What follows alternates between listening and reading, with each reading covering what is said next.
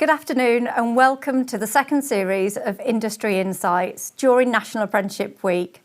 I'm thrilled that you're able to join us live from the classrooms or at home, and I'm pleased to introduce our four speakers. My name's Amanda Thompson, I'm the MD of Campus Media, and I'm joined today by Jarell Trout from PwC, James Barnett from Rolls-Royce, Ben Walsham from Lloyds Banking Group and Morgan Gore from Jaguar Land Rover. So before we get started in a brief intro, I'd just like to welcome you all to the chat. So if you can't see it immediately, if you scroll down slightly on your screen, you'll be able to see the chat box.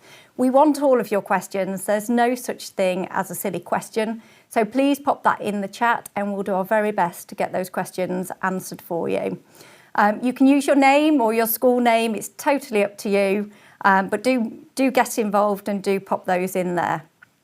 To accompany today's Industry Insights, all about technology, there will be a careers resources pack which you can download from the page after the event is over. And there will be more information about our four employers here today on that page, along with the careers resources links to their websites as well. So, moving on, I'd like to introduce our first panel speaker is Jarell Trout from PwC. Thank you. I'm Jarell Trout. I'm a technology degree apprentice at PwC in the line of service risk within a team called CDAR Digital. I'm in my third year of my degree apprenticeship. I'm at the University of Birmingham throughout the year, and then I have 3 placements throughout my degree apprenticeships, which I do within various teams. And I will now pass you over to a video from my fellow degree apprentices to talk a bit more about the programme.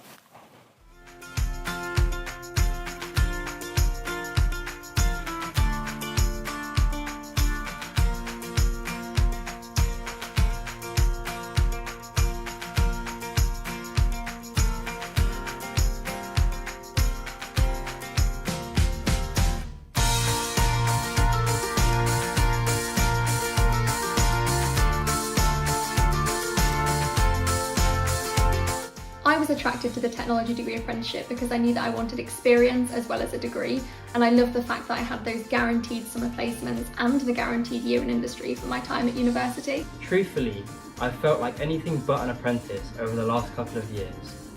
At university, I've made friends with and had the same experience as any other undergraduate, and at PwC, I'm treated the same as all other members of my team.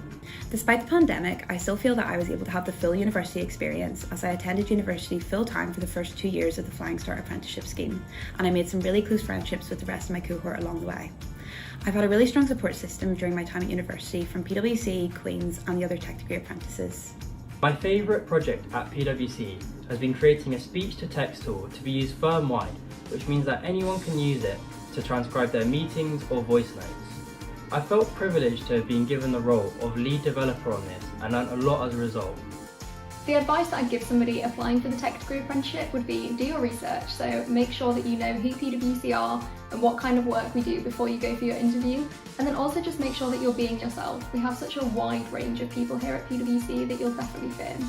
The 3 words I would use to describe my experience on the Flying Start Technology Degree Apprenticeship programme would be exciting, interesting and engaging.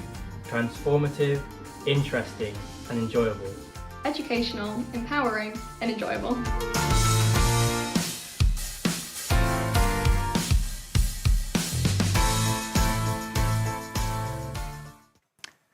Hi everyone, I'm James Barnett. I'm a degree apprentice at Rolls-Royce in my final year. Rolls-Royce is a global power and engineering company in the aerospace, nuclear and other sectors.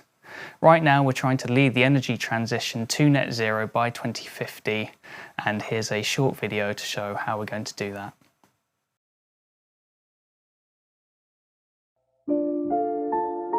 Our world is changing. More people. More demand for power. But to combat the growing threat of climate change, this power must be compatible with net zero carbon emissions. At Rolls-Royce, we believe in the positive transforming potential of technology to meet this challenge. We pioneer the power that matters, power that is central to the successful functioning of the modern world, operating in some of the hardest parts of the global economy to decarbonize. We have a crucial role to play in enabling the industries we support achieve the breakthroughs needed to reach net zero. Shaping not only the way we travel, but how we power our buildings, how we protect ourselves, and even how we produce energy.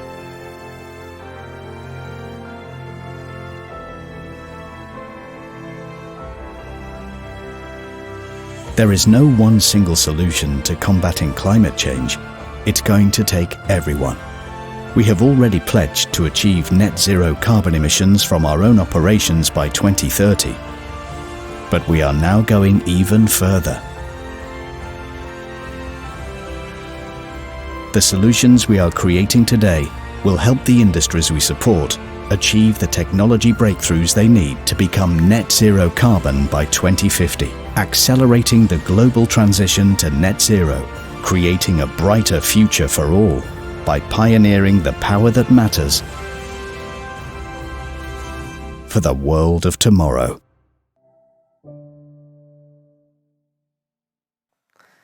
Good afternoon, I'm Ben Walsham and I work for Lloyds Banking Group. Lloyds Banking Group is the largest UK's digital bank, currently serving just over 30 million customers. I'm an apprentice in our digital cybersecurity team, currently completing the Level 4 Cybersecurity Technologist programme. I will now pass to Morgan. Hello, good afternoon. My name's Morgan Gore. I'm not an apprentice, but I lead on the recruitment of our apprentices here at Jaguar Land Rover. Jaguar Land Rover is a British multinational automotive manufacturer, and we're responsible for making some of the most iconic vehicles you'll see on the road today, including the Range Rover Sport, the Defender, the Discovery, and the I-Pace. And we're always pushing the boundaries of what's possible to exceed our customers' expectations. And we're moving towards a future of sustainability. So that means that by 2030, both Jaguar and Land Rover will produce all electric power, nameplate by nameplate. And for that, we need lots of people to join us with those digital skills. And that is what we're going to talk about today. So here's a short video about what it's like to work at Jaguar Land Rover. We are the future of movement.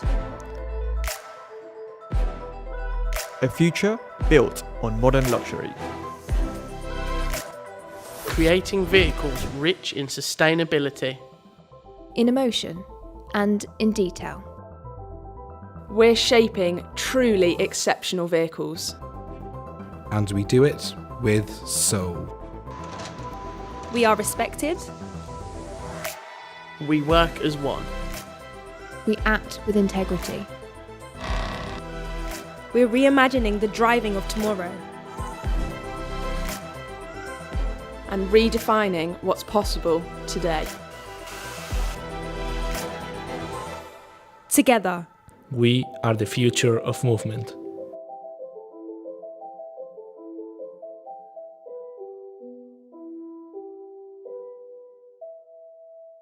Great introductions. Thank you so much, everybody. So today's hour is all about technology, and technology is massive. We've just seen from the four very different companies we've got here, what they're doing within the technology apprenticeship roles that they're all currently in is vastly different from one another. And one question that I'm most interested in is, what made you instantly think, okay, technology is for me, I want to work within technology, and furthermore, I want to work at PwC, for example, Jarell? So I've always been interested in technology. My first introduction to it professionally was a work experience that I was able to do with my uncle at his company, where he showed me Python, was just able to show me the little kind of things you could do, just making mini calculators and printing Hello World and all those basic things. And then further on, I moved into doing computer science for a GCSE. And fortunately enough, my school offered the chance where you had the 3 weeks chance to do work experience. So then I undertook a work experience at Shell doing a mini project there underneath my auntie in the supply sides. And then from there, it just snowballed and I just kept on getting more intrigued into computer science. And I attended some tech events and then I was introduced to the idea of degree apprenticeships. I was like, wow, what a great opportunity. So then I just searched all over the internet to try to find the best program for me, and it was PwC because it allowed me to have the best of both worlds. And I get to go to university like a normal student throughout the year, and then I also get to do work experience in the summers and do a placement year and gain some incredibly valuable experience over the course of those placements. That's great. And very fortunate the fact that you were already coding, so Python is code, for those that aren't aware. You were already coding, so you had that enthusiasm to carry on doing coding. And I know there'll be lots of people thinking, I can't code. Does that mean that role's not for me? Did you get on-the-job training to do that element? Absolutely not. I mean, there's so many people on the programme who didn't start off with a computer science background because the only requirement for the university that I'm at is maths A-level. So people came from science backgrounds, came from literary backgrounds, doing English, and they had a maths A-level as well. So you didn't need to know coding or anything technological because you get taught everything you need to know during the training and the degree and on-the-job experience. Great. And PwC is a professional services consultancy. So yeah.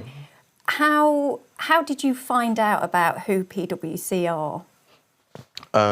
So luckily enough, with finding out who PwC are, the way I have to apply was through UCAS. Okay. So applying through UCAS to the University of Birmingham. So I was able to find out about them through that way.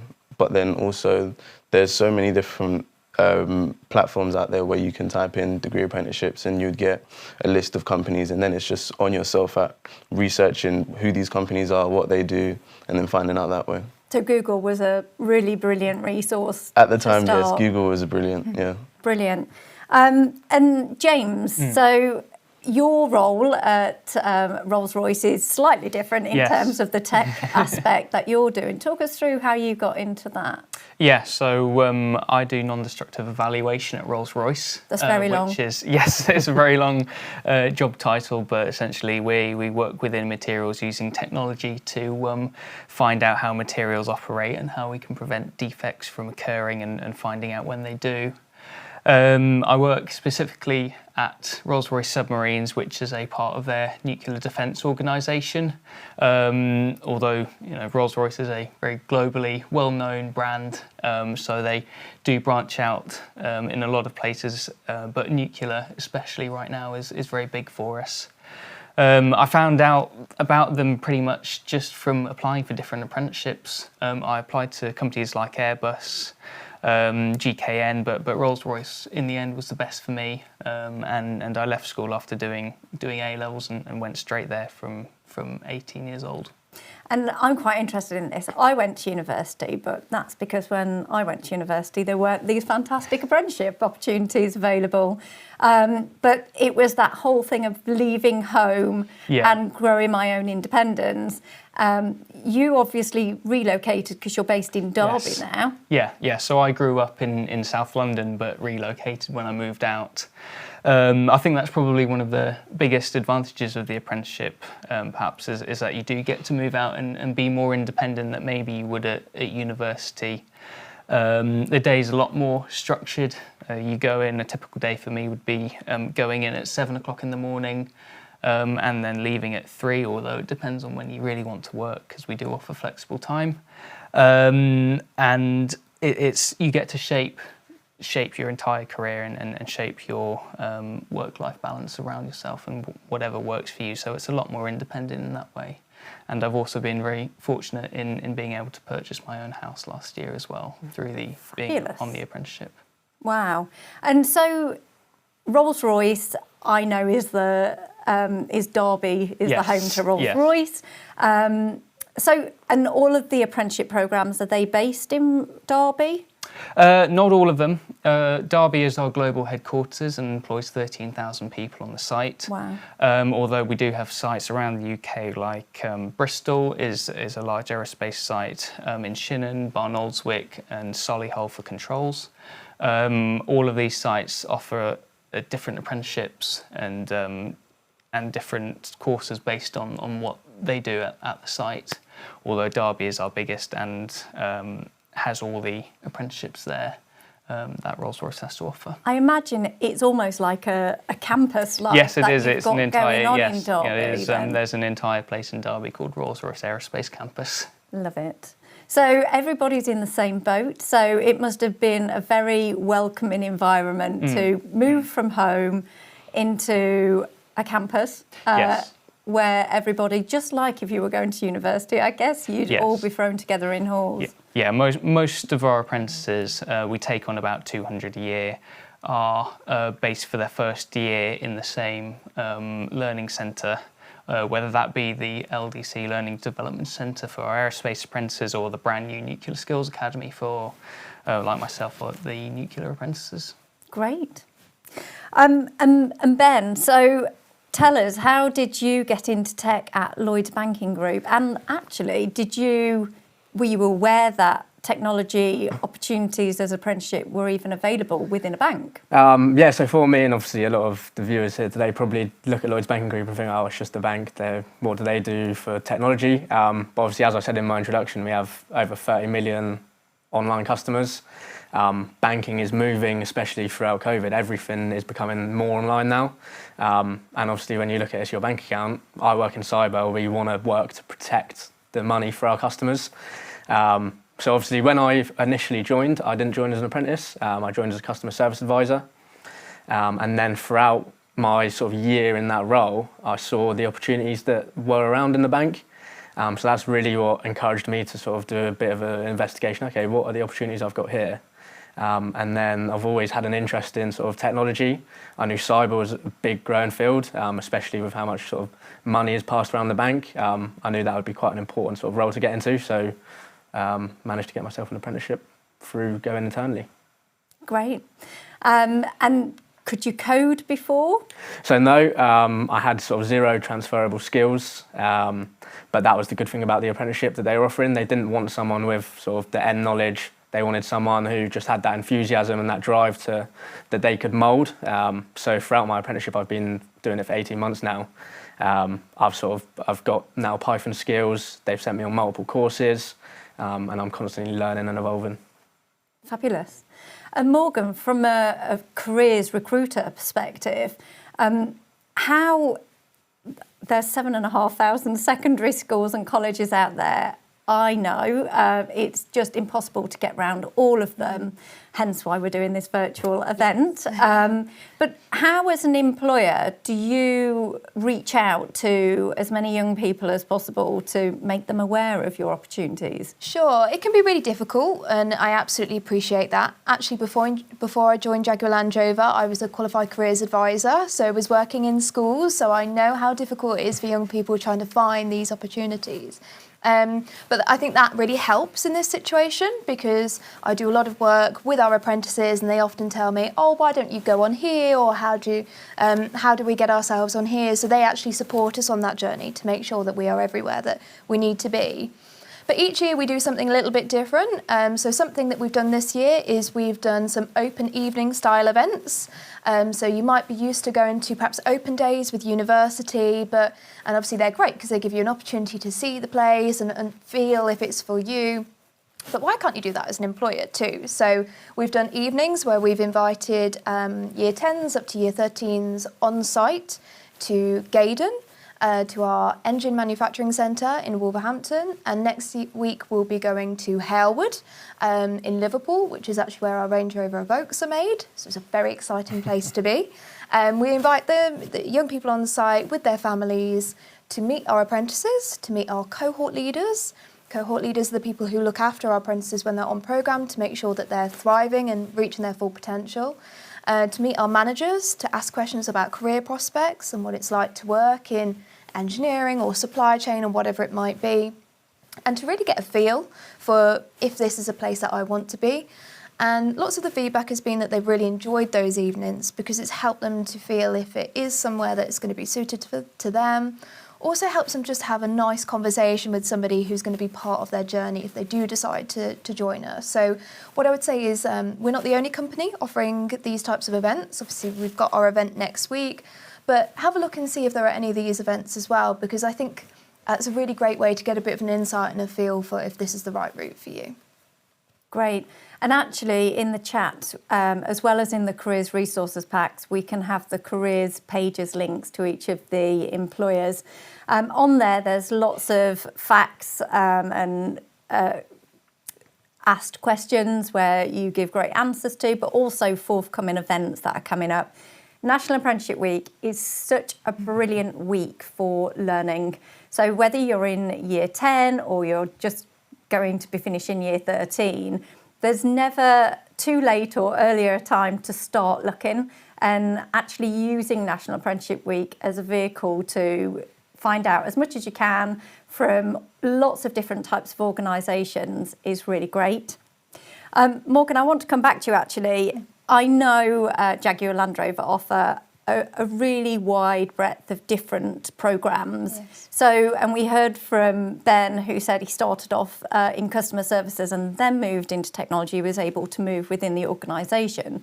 But what are the different programmes that you offer? I know we're here for technology, but in the likely instance that somebody starts on technology and think, actually, it's not for me. Yeah. Well, it's really interesting because we offer a really broad range of apprenticeship opportunities, all the way from level 3 up to level 7. And these are apprentices that are working in really key areas of the business, making decisions on what the vehicles of tomorrow will look like. So it's not an easy ride. You're definitely part of the journey. And there's no more exciting time to join us, really, because of the fact that our brand is evolving and developing these new product lines. And as an apprentice, you get that sneaky look at those products before they go out, which is very exciting. So, yes, as an apprentice, you can work in manufacturing, design, automotive, supply chain, finance. Of course, those technology roles, we offer software engineering with data analytics, or cybersecurity. But what I would say is that there's elements of technology in even the non-technology based roles. So I was talking to one of my level 3 manufacturing apprentices the other day, and she works in an area where she measures parts for cars to make sure that they fit in the car before they're produced, and we don't get this issue that they come to the end of the production line and they don't fit. And she's actually creating a robot to enable with these types of activities. So those kind of things are really, developing new types of technology even in non-tech roles. But of course, our Digital and Technology Solutions degree apprenticeship programme, that's a level 6 degree apprenticeship where you can work in any of those key areas, and you are developing technology pieces that are going inside the car and outside the car. So it might be something to do with the infotainment system or the driver experience, or it could be something to do with autonomous driving. And there's lots of work happening in our industry at the moment, and we're definitely part of that journey. So really, really broad. So technology touching pretty much absolutely everything. And it's quite interesting. Over this week, we'll be joined by 20 employers. And technology is such a big aspect of every single one of those companies and those jobs, regardless what scheme you're on. So we've had lots of questions coming in, and I'm struggling to know where to start. But actually, one's coming about location.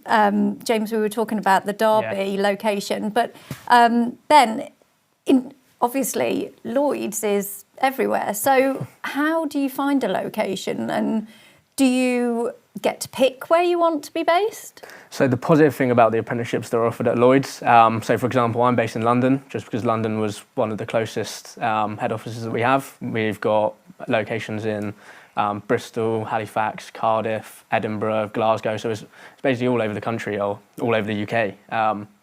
And a lot of the apprenticeships are offered so that you can travel to, so you would have one office, but obviously your team might be located in a different office.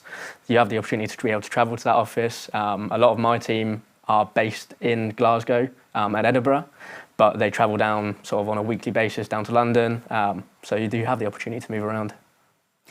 Brilliant. And from PwC's perspective, I know you're in all of the big cities in the UK as well. Did you get to choose which location you're at? So the way the locations work is you go to your home office is usually the location of which the uni that you've applied to. Okay. So I applied to the University of Birmingham, so that's where my home office is, but someone else on my team is in Leeds doing at the office there. Someone could be up in Scotland, so, at the Queen Mary of Belfast, I think. So it's based off the university that you've applied for, but although my home office is Birmingham, my team that I'm working with this year is based in London, so I work out from the London office.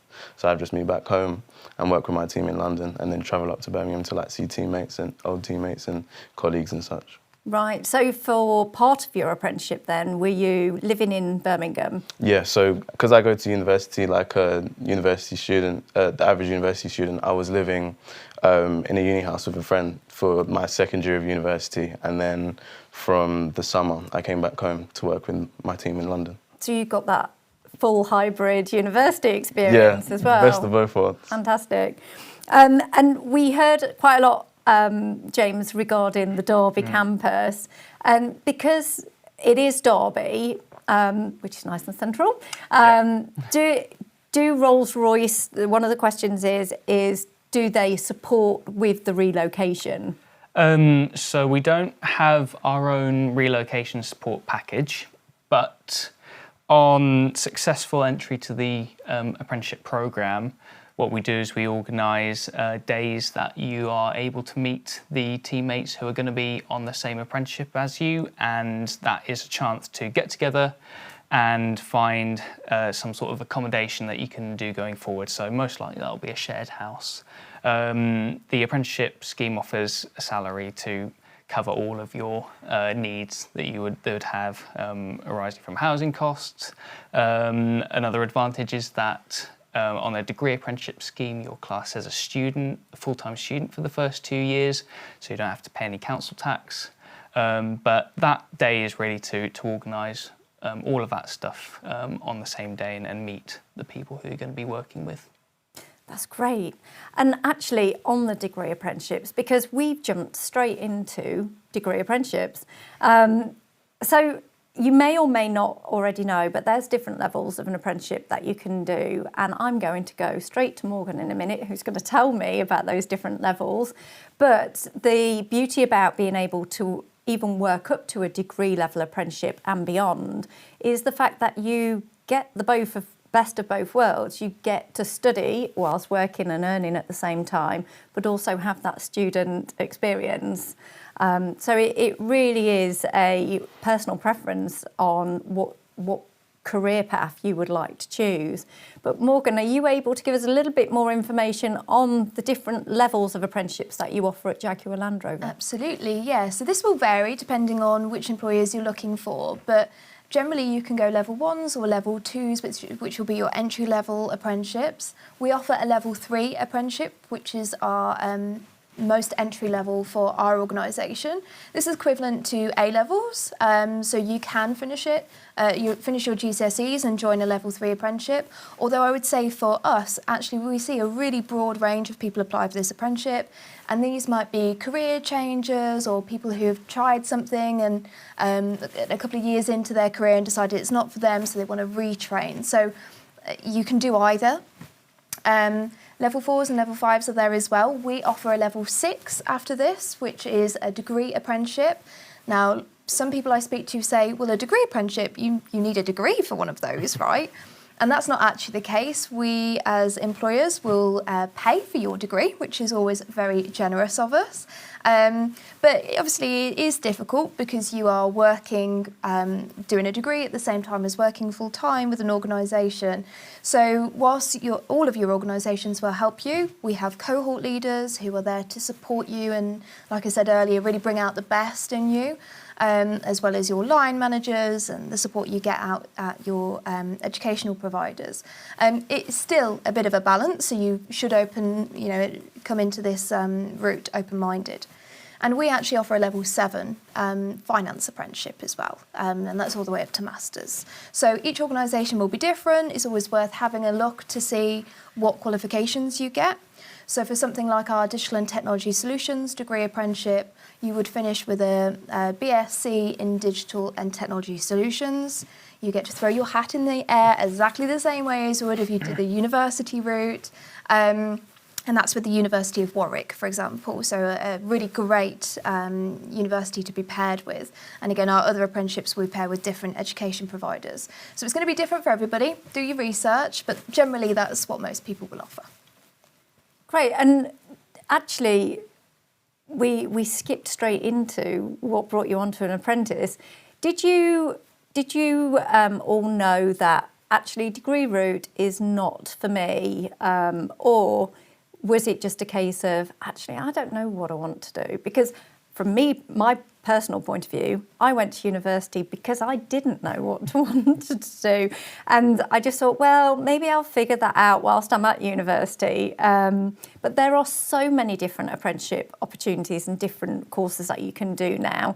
Actually, it would take you quite a while to read through them all and find it. But were you really certain straight from the outset that apprenticeship routes was straight for you, Jarell? Well, once I'd learned about a degree apprenticeship, I mean, the idea of going to uni just went at the back because, I mean, you get a degree that's paid for by the company, you get to earn while you learn, and you get 3-4 years worth of experience. So, I mean, it just seems miles better than just going to university for me personally. And yeah, in that aspect, that's why I chose it. Great. And James? Yeah, I kind of hedged my bets a little bit.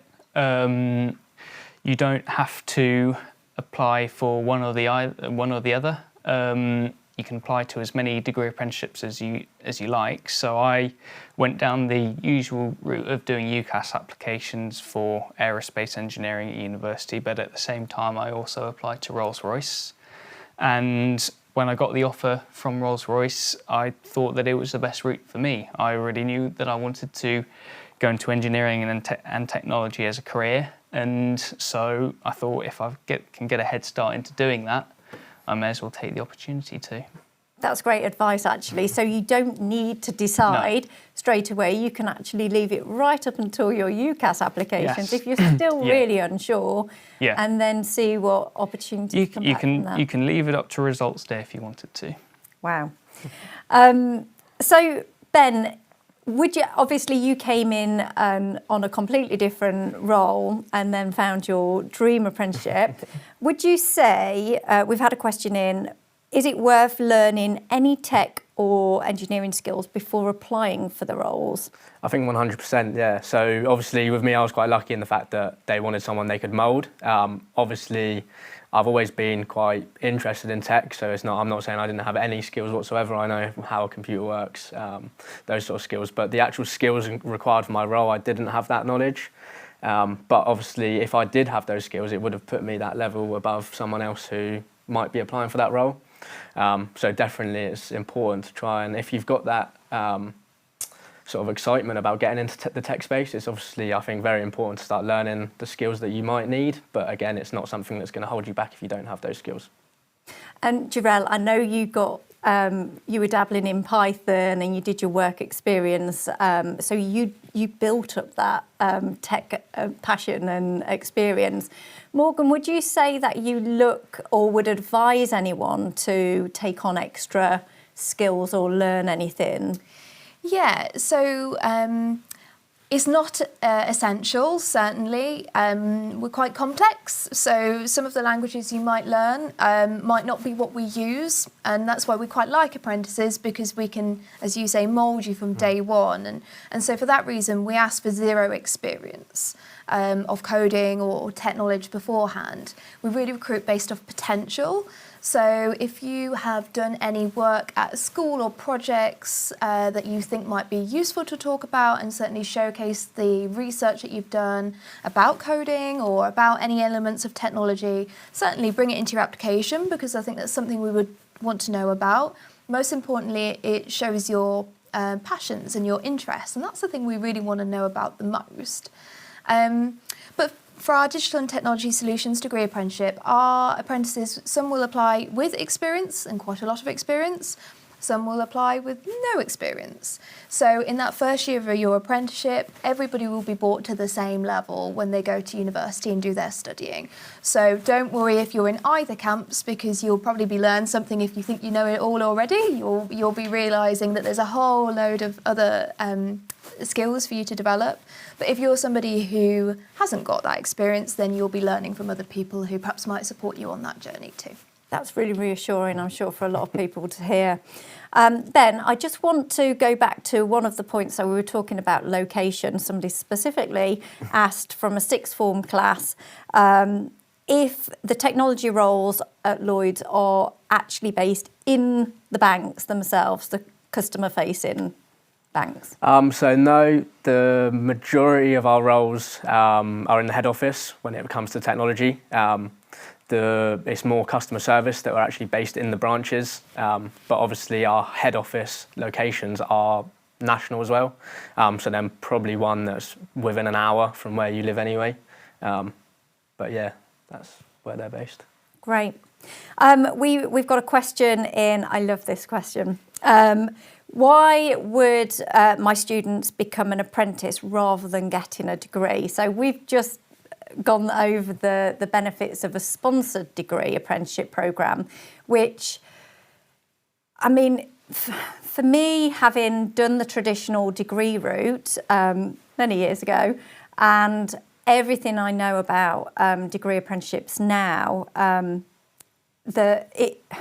for me, it comes down to the debt. You know, the sheer cost in going to university and the debt that you will come out of. The duration of your degree is on average 3 years. The sponsored degree programme is on average 4 years. And you're paid and you still get the degree at the end of it. So what is the disadvantage, if you like, of doing an apprenticeship over going to university? I'm happy to go with that one. I think the other thing to add to that is the learning style, which is the important piece. If you're somebody, and don't get me wrong, degree apprenticeships aren't for anybody. When you talk about the disadvantage, I think it is a lot of work. And I'm sure all three of you here would say, yes, I absolutely agree with that. And our apprentices always say it's a lot of work, but the rewards at the end are worth it if you are, kind of inclined to that type of your career. The way that I see it is a degree apprenticeship is a great way to fast track. So if you're somebody who knows what you want to do and you're somebody who just wants to kind of get out the classroom, start learning, then you should definitely consider a degree apprenticeship. But if you're somebody who really likes the theory side and you actually want to buy yourself a little bit more time to explore what you want to do next, then perhaps a university route is good for you. And I'm sure all of us here, in fact I'm certain, we all offer graduate schemes as well. So if you're sat there thinking, you know what, I really like the sound of the organisation, but I definitely want to go to university, then if that's the right route for you, sure, we all offer graduate schemes. We'd all love to invite you back as a graduate, I'm sure. But if you're somebody who thinks, yes, university is a route, I hadn't heard about other routes like apprenticeships, then I'd just say explore it, because it is so worth exploring. And if you decide at the end of it it's not for you, then that is fine. Then other routes are available. But if you're somebody who thinks, I've never heard of it, I've looked into it, you know what, it could be something, I'm just going to put in an application, see what happens. You will learn something during the application process, which you can apply to the latter stages of when you perhaps go to university or whatever route anyway. And of course, it gives you options. I think the most important thing for anybody listening to this is to give yourself options, because you never want to get to results day, whether it's GCSE or A-level, and think, oh, I've only got one route, and if it's not working out, then I've got a bit of a problem. So that would be my advice. And that's great advice, thank you. And so obviously you three are on the degree apprenticeships, but say somebody didn't want to do A-levels and actually they just wanted to leave school and start working and learn at the same time.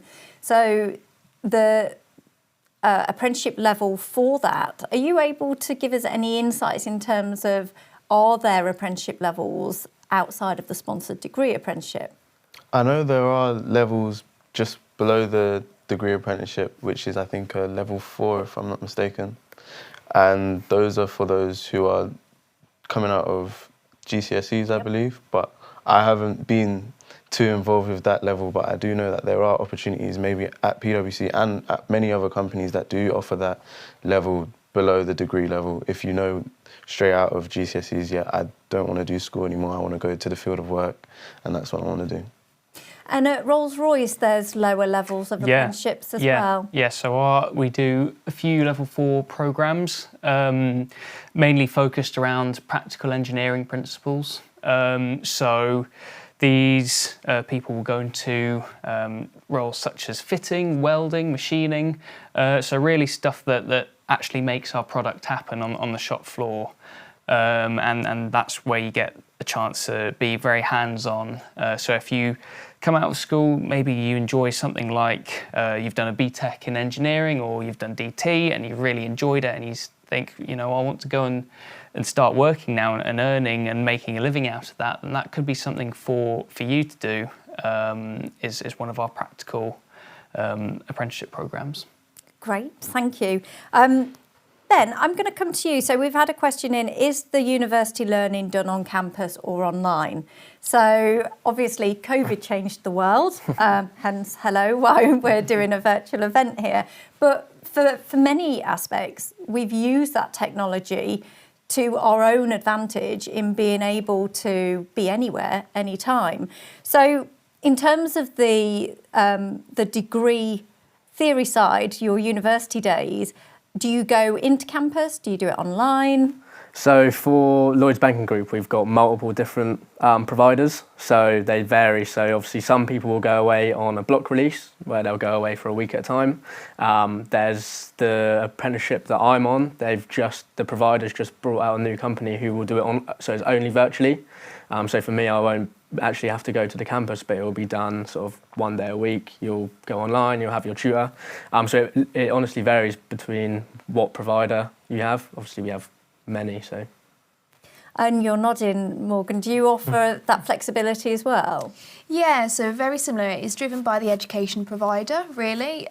So, for example, with our degree apprenticeships, we have block release, similar to what you were saying. So 1 week in every 6, typically, you'll go to university for the week.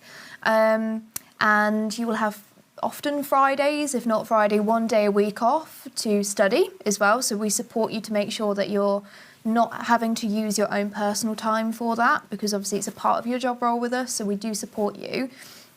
But then other educational providers will use an online platform, and sometimes there'll be some online tutor classes or meetup sessions and these types of things. So it is varied. But what I would say is complementing that with in-person, on-site as well. So, every organisation will be different. We actually offer hybrid working solutions, but we do ask for our apprentices to be on site between 2 to 3 days a week, because we think it's where you learn. Well, in fact, we know it's where you learn best, particularly when you're at the early stages of your career, when you just want to sit next to somebody and ask them to help you, and you don't get that when you're working from home. So we do ask that they're in at least 2 to 3 days a week, and obviously those other days they can decide if they're going to work from home, or like me, I go in every day because I find it the best place to work. So it is very different. And that's where you're going to meet your peers and your co-workers. Jarell, you were telling us all about your time at university in Birmingham, so you will meet a lot more people and you're learning physically in the room as well. So we've now, I'm going to take us off a slightly different track, so practical assessment. So when you're making your application, and I know everybody's application processes are different, could you talk me through the application process from start to actually being told you've got the role? Because I did apply before COVID, the application process has changed since then, but it's kind of the same in a sort of aspect that I think the beginning stage is you sending in your UCAS application, and then you get your offer from Birmingham if your grades meet the grade requirements, or whatever university you've applied to that's paired with PwC, and then you get routed through to PwC and they contact you about the rest of the application process. And then there's the game-based assessment stage, Game-based assessment stage. Which What's the is- game-based assessment stage? It's a various amount of games which kind of measure your cognitive abilities, and I'm not sure how it works exactly, but it is really interesting. I mean, it is a fun game to play. I mean, they have quite a few fun games on there, but if you're successful on that, then you go to a virtual day assessment where I believe now you do a group task, and then you also have an interview as well. And then after that, then I believe it's offer. So did you do your interview in person or was that virtual? Yeah, so after the game assessment, everything for me was in person. So I done a group assessment where we got given a case study. We had to work out as a group, and then I done an individual interview. And then after that, we was told whether we were successful or not. Great. How did you prepare yourself for that interview? So I did various things such as go on like forums such as like Student Room and Glassdoor and seeing what sort of interview questions do PwC ask, and then also just looking at PwC's core values and seeing if any of the things that I've done align with how they value the company, and then just asking family members to help me with the interview questions and preparing. So I'd give them the questions and then I'd reply back my answer just to help me prepare. Great. So Google. For some practical tips and different resources to try and find out a bit more. Yeah. But research into the company, find out what their core values are, things like that. Great. James. Yes. So what is the application and assessment process at Rolls-Royce? Yeah, well, Rolls-Royce is obviously an engineering-focused company, so that's what we really want to see. And I think it's probably similar to a lot of companies doing a very traditional interview route into assessment. So the first thing you'll start out doing is we'll ask you to provide a couple of statements on why you want to work at Rolls-Royce and what you might bring to the team at Rolls-Royce. And then that will go away and be looked at. We have thousands to look at. And then if you're successful in that, we'll invite you to do an online assessment. This isn't an assessment centre. This is kind of like a few, like you mentioned, games that you'll be able to do online just to test how you think about things and how you react to certain different situations. And then once you pass that, that's when you will go to the assessment centre and do the interviews. I've been actually fortunate enough to interview a few prospective apprentices, so I've done this quite recently, and we'll get you to do 2 separate interviews. So they are the behavioural interview, where we ask you about how you might go about certain situations, and then there's a motivational interview about what you know about the company, what you know about the prospective job role you might go into. The number one thing we look for there is that Rolls-Royce don't make cars. Rolls-Royce Motor Cars make cars. Rolls-Royce PLC don't. And then after that, it's a half an hour long team-based exercise. At the moment, we do that all online for the degree apprentices and practical apprentices, although we are looking at changing that back to face-to-face interviews again. And how did you prepare for your interviews? Again, Google's a very powerful tool. Yeah, I think most answers these days can be found on Google.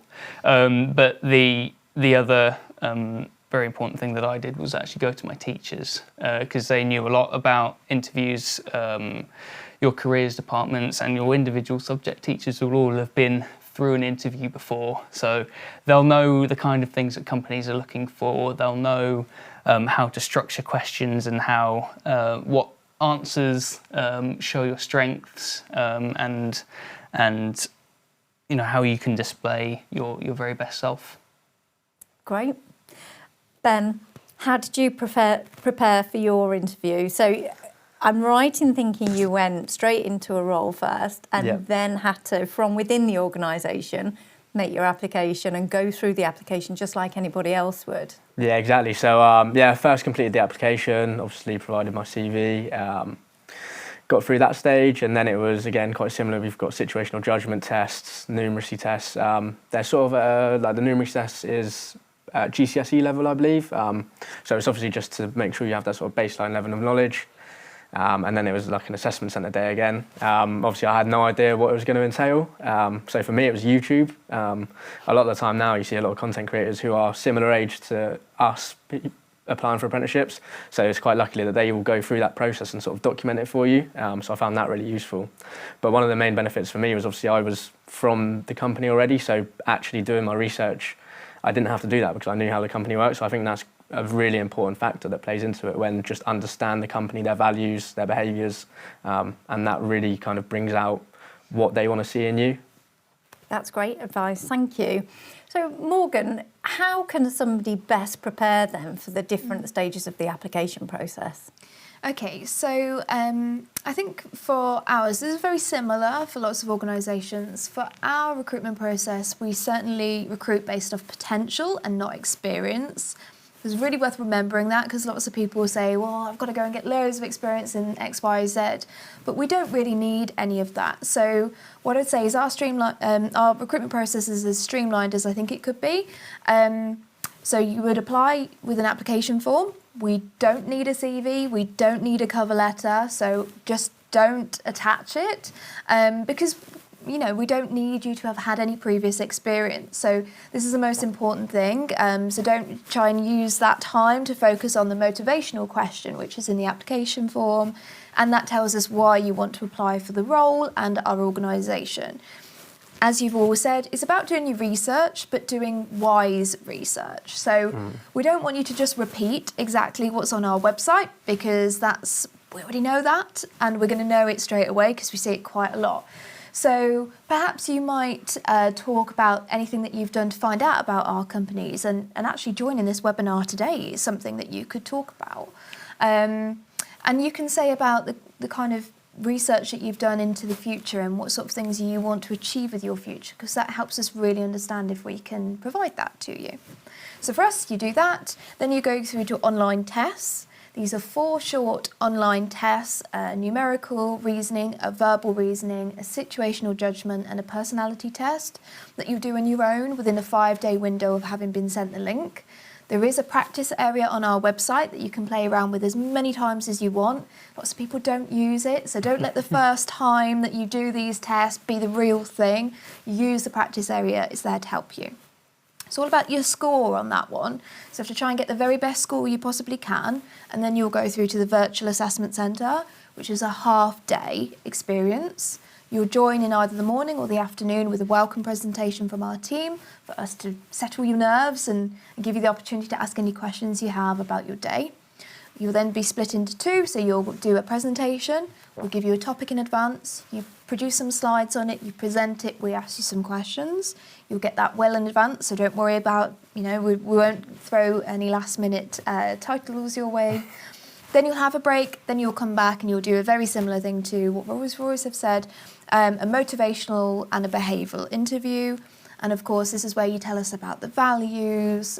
We've got 5 core values at Jaguar Land Rover called our Creators Code. So you do some research on those and come up with some really nice examples as to where you've displayed those. And that could be a position of responsibility you've had at school, you might be leader of a football team, you might have had some experience in the past. All of these things are absolutely fine. We had somebody who gave an example and they said that they'd recently painted their auntie's house, and that was absolutely perfect because it showed lots of the values that we're looking for. So it can be really any examples. And I'd say that's the key thing. Just spend a good amount of time getting advice from your career services at school, people in your network, and of course, us as recruiters, we're here to help you as well. So every Friday afternoon, we do a virtual drop-in that you can log into, ask any questions that you've got to help you prepare, come along to our events. These are all the things that are there to help you. Thank you. I love the fact that you do the practice tests as well. So that was going to be my next question. Is there anywhere that we can practice before we all start going off to Google? So that's brilliant. I'm really interested to hear that there's a mix of the virtual, the online testing, and also the face-to-face is coming back as well. I will throw my 2 pence worth in there and say, practice on your friends and family for interview style questions or in front of a mirror as well. Go old school with this. You just being able to talk naturally and be yourself, I'd say, is the best thing that you can do in a face-to-face interview. So we've got some really quick fire questions coming in now because we're at 5 minutes left. What is the best time for my students to apply to any of these companies? Jarell, do you know the open and closing times of your scheme, or when's best to look? PwC is all through UCAS, so you get your UCAS application in, and then they will contact you about the rest of the application process. So if you're during your A-levels, you can then apply via UCAS. Yeah. I would recommend going to the PW website because I saw loads on there about when the opening and closing deadlines are as well, and they've been posted in the chat. They are also in the careers resources pack as well. So if you choose not to do the degree apprenticeship. Oh yeah, then on the website then you'll find all the opening and closing dates for the ones that aren't through degree routes. And I'd say just be careful because those open and closing deadlines are different for each role within the organisations as well. So some of the roles, the application deadline might be longer. It could be that they have more positions to fill, and some are really short. So do your research early, go on to the careers websites for the company that you're looking at, and just see the different open and closing deadlines for each role. James? Yeah, very similar. Whilst we don't do it through UCAS, we do it generally at the same time. So end of November, beginning of December are the times that we're open, and we are on a first come, first served basis. So if we fill all the roles within the first couple of months, then unfortunately we do then close that position. So that's quite a short application window again. Yes, yes. I mean, we will generally close around March to April time. Great, so still time. Still time now, yeah. And Ben, do you know for... Yeah, so ours usually come out towards the end of the year for the degree apprenticeships, and then obviously keep an eye on our careers website because we offer level 3 and level 4 apprenticeships as well, and they come out throughout the whole year, so just keep an eye. And Morgan? Open now. So go and apply. January to March. So if you're looking, and you would always start in the September of the year that you apply. So if you're year 11 or you're year 13 now, then you should be making your applications now to your programmes. And if you're year 10 or year 12, then it will be this time next year. Similarly, though, all organisations will be the same. If our roles are really popular, then we might have to close those a bit early. So if you're interested, definitely get your applications in. Brilliant. And straight back to you, somebody's asked starting salaries as well. I knew it would come in. It's a popular question. Okay, so for our level 3s, it's £15,000 as your starting salary, which increases year on year with performance and if you pass everything. And for our degree apprenticeships, I think they're going to like this, it's £24,000 a year, and again, similarly, increases if you pass year on year. So really nice to help you get started. It's worth saying about 80% of our degree apprentices relocate, so that increased salary really helps them with kind of settling in a new area. And I'd say that is really competitive, actually. I don't know if anyone wants to add anything outside of that, if you know your different salary bands. Yes, Rolls-Royce offer about 16 to 17,000 for level 3 practical apprentices, and starting from 19,000 for degree apprentices, which then rises to just under 30,000 for your final year. Great. Great. And that is our time. Gosh, we squeezed in so many questions there, and they're still coming in. Thank you to everybody that sent questions in. We're really sorry if we didn't get round to answering all of them. But I really hope that you got lots of great advice and insights from our 4 speakers today, who thank you so much for joining us and sharing those insights. It's been fantastic.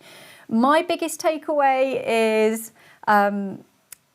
you don't need to be brilliant at coding or have any experience prior to making an application to go onto a technology-specific apprenticeship programme. And you can start from 16 or you can consider a degree apprenticeship from 18. Thank you again. And tomorrow we will be joined by 4 employers and we'll be talking all about careers in banking and finance. Everybody who has spoken here today, all of the film stream will be available on demand on the page that you're currently viewing this from shortly this afternoon. Thank you for watching.